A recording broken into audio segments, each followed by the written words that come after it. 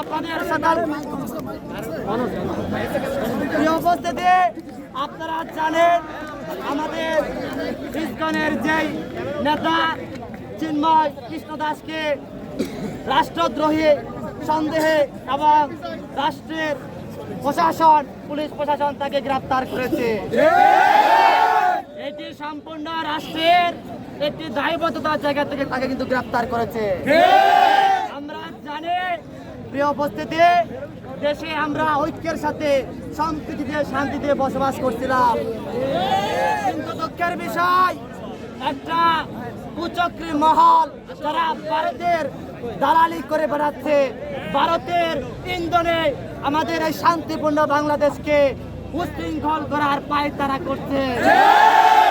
আমরা তাদের বিরুদ্ধে বাংলাদেশের সরকারের এবং প্রশাসনে যারা আছেন তাদের প্রতি উদাত্ত আহ্বান জানাতে চাই।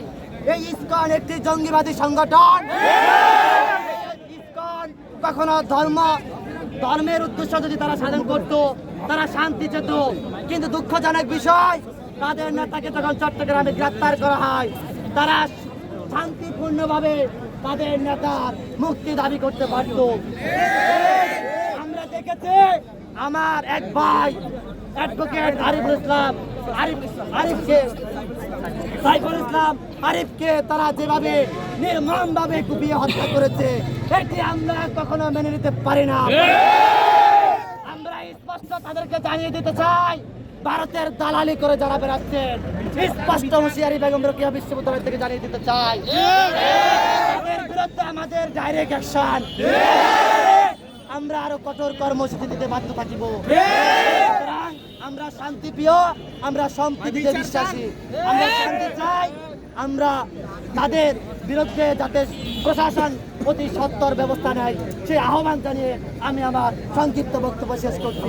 ইসকনের ঠিকানা এই বাংলায় হবে না, ঠিকানা এই বাংলায় হবে না, জঙ্গি জঙ্গি ইসকন জঙ্গি, জঙ্গি ইসকন জঙ্গি, জঙ্গি ইসকন জঙ্গি, ইসকনের ঠিকানা এই বাংলায় হবে না, ইসকনের ঠিকানা এই বাংলায় হবে না।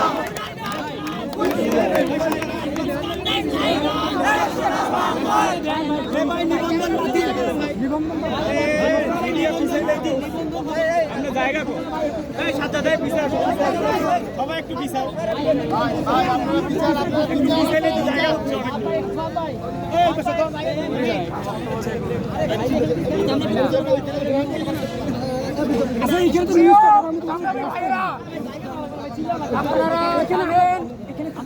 চট্টগ্রামে অপ্রীতিকর ঘটনার সাক্ষী হলো বাংলাদেশ।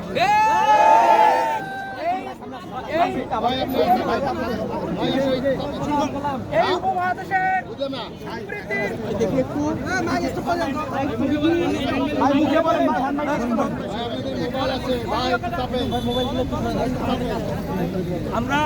আমরা বাংলাদেশের মানুষ, আমরা শান্তিতে বিশ্বাস করি, আমরা সম্প্রীতিতে বিশ্বাস করি। বাংলাদেশে সকল ধর্মের সকল মানুষ তারা শান্তিপূর্ণভাবে সহাবস্থান করে বসবাস করবে।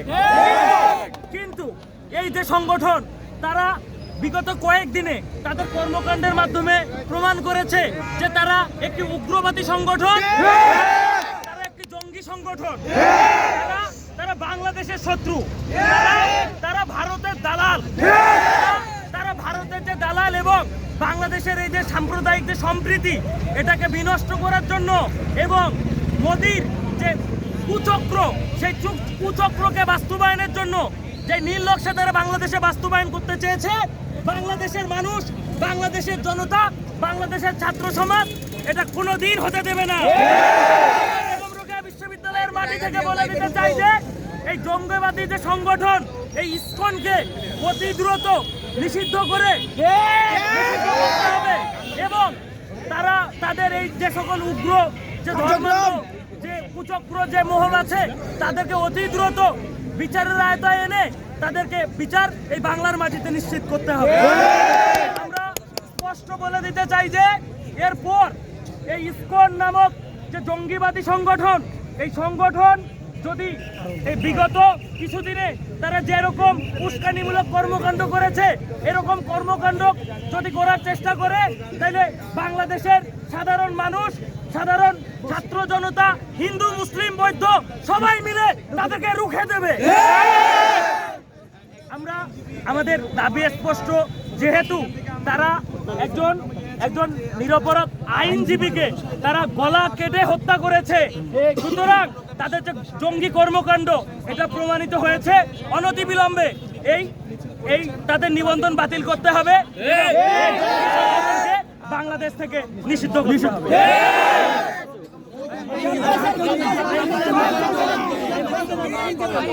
ইসকন জঙ্গি ইসকন জঙ্গি ইসকন জঙ্গি আমাদের ঠিকানা আমাদের ঠিকানা এই বাংলায় হবে না বাংলায় হবে না ইসকনের ঠিকানা স্বাধীনতার সার্বভৌমত্ব নিয়ে খেলা করছে। আমাদের মধ্যে যে সাংবাদিকতা নিয়ে যেরকম তারা বিশৃঙ্খলা সৃষ্টি করতেছে, আমরা এর প্রতিবাদ করব। আমরা ছাত্র জনতা মাঠে আছি এবং আমরা এদেরকে রুখে দেব। আমাদের সরকারের কাছে দাবি, এই জঙ্গি সংগঠনকে নিষিদ্ধ করতে হবে। আমার ভাইয়ের হত্যার বিচার করতে হবে। আমার ভাইয়ের হত্যার বিচার হবে না ততক্ষণ আমরা প্রয়োজনে কঠোর আন্দোলনে যাব। আমার ভাইয়ের হত্যার বিচার আমরা এই বাংলার মাটিতে নেব। জানেন নির্মমভাবে এই ইসকন নির্মমভাবে যেভাবে হত্যা করেছে, টোটালি এটি সম্পূর্ণ সভ্যতার যে বর্বরতা রয়েছে সেই বহিঃপ্রকাশ ঘটিয়েছে। আমরা এখানে স্পষ্টত দেখতে পাচ্ছি যে রাষ্ট্রে আমরা যখন হিন্দু, বৌদ্ধ, খ্রিস্টান, মুসলিম সকল মুসলিম ধর্মবর্ণ নির্বিশেষে যখন শান্তিপূর্ণভাবে সহাবস্থান করছি, শান্তিপূর্ণভাবে এই বাংলার মাটিতে আমরা বসবাস করছি, তখনই তারা এই ধর্মীয় দাঙ্গাকে উস্কে দিয়ে একটা মহল পায়তারা করে যাচ্ছে। তা হলো এই নিষিদ্ধ সংগঠন, এই ইসকন সংগঠন।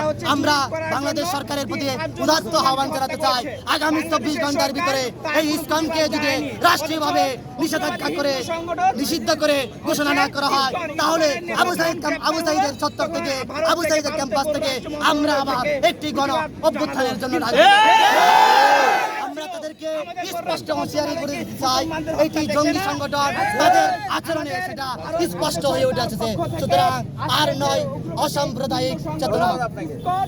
যে আপনাদেরকে জানিয়ে রাখি যে অ্যাডভোকেট যে আইনজীবী রয়েছে সাইফুল ইসলাম আলিফ তার যে মৃত্যু ঘটনার পরবর্তীতে হয়ে পড়ে আপনারা আসলে